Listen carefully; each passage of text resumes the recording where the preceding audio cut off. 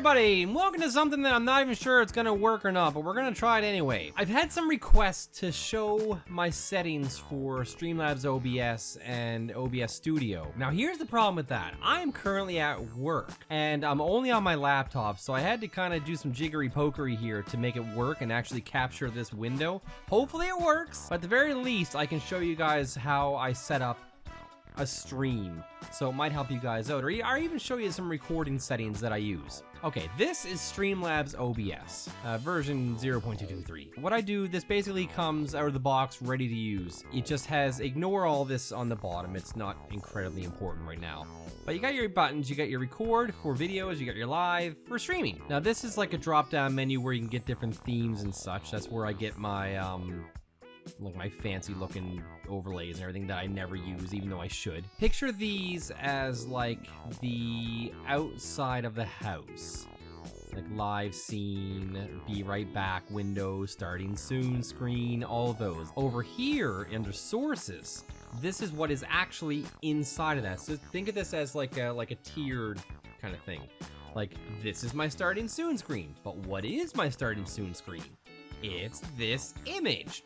So you come over here, if you wanted to say add that image, you would click on the plus and you go to image and add whatever you want to do. You can add all of these things, and it gets really overwhelming getting into all of this. Like say you want to do like new scene, that's the background that I use there. But like I would just click new scene, and you can do things where you can do transitions where it fades back and forth and everything. I don't use those yet. I really need to get more knowledgeable on how to use those, but I mainly just use the sources. I have the, well, that would be my webcam, but since I'm using it on the other OBS, it's not going to show up here.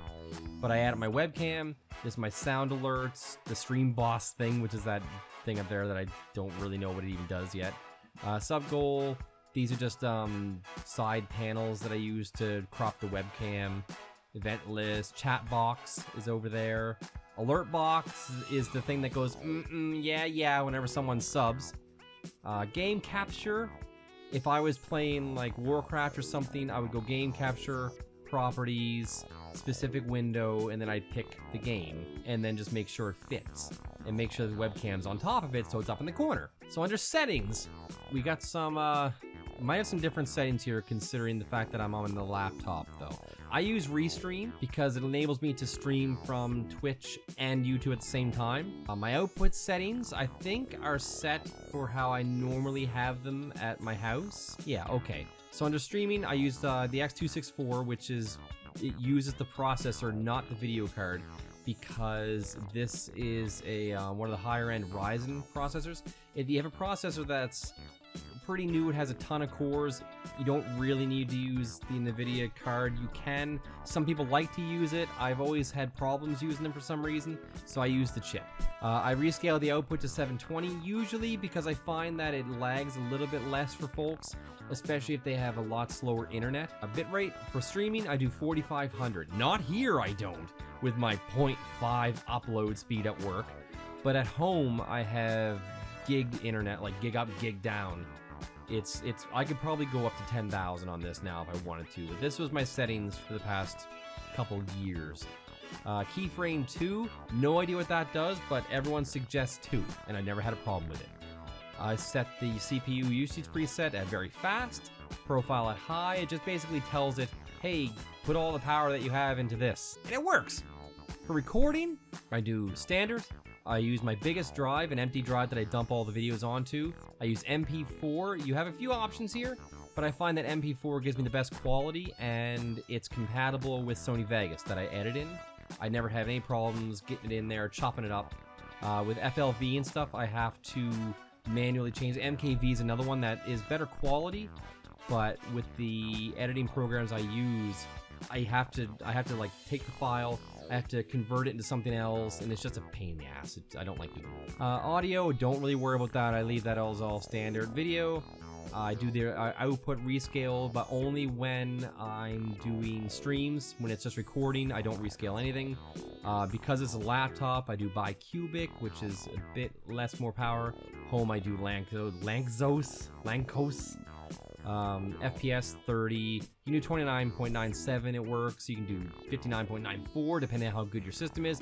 I find 60 FPS works better for first-person shooters, Overwatch and stuff. 60 FPS, it looks a lot better. But for things like Warcraft, 30. You don't need to go 60 FPS, there's no need for it. It's just overkill by that point. Advanced, I usually set this to high. I don't know why that's like that. I use everything default all through here. Everything default. Except for dark mode. I put it on night mode for the theme because I like it in dark. But that's pretty much it. When I get ready to go, I get my little screen thing here ready. Like there's my event list just popped up. I would have the webcam tucked into here, which is somewhere on this side over here. Video capture device. It would normally be here if I wasn't using it. And I have like that image there is right here. You can hide it, bring it back out. It's all like, it's like Photoshop. Everything's a layer. The thing at the top will be what is on top of all the layers. So you have to you can drag and pull everything up and down depending on where you want them. Like if I wanted the image of, or the event list or something to be below that, I'd just drag it down here. And in this one especially, you can drag and move things around. You can push things over here. You can move the camera eventually. There we go. Nope, that's the actual camera. Takes a while. There we go. You find it, or you can just click it manually over there. But you can move this anywhere. You can stretch it. You can make it bigger, boop, boop, boop, boop, or you can like hold in shift and you can stretch it. That's pretty cool. But really, that's really all I know about OBS. That's why my videos probably aren't as good as what they could be. That's pretty standard stuff. If you have any questions, feel free to ask. I'll try to answer them the best I can. What I use for audio is Audacity, which is right here, which is running right now, recording my lovely voice. Hello there, Audacity. I go through here.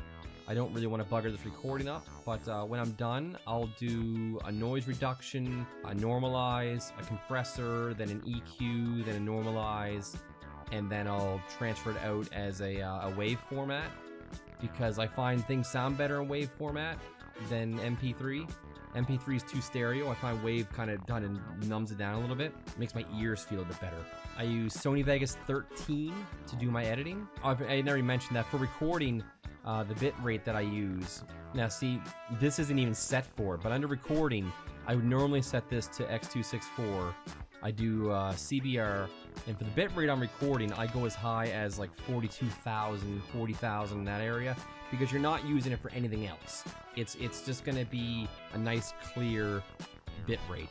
It's gonna depend all on your processor and your video card and the type of computer that you have though. So yeah, if you have any questions, feel free to let me know in the comments down below. I'm not an expert at this. I barely know what I'm doing. Yeah, I'll try my best to answer as best I can. So thank you guys for watching. Make sure you hit that like and subscribe button down below. Keep being awesome, and I'll see all of you in the next video.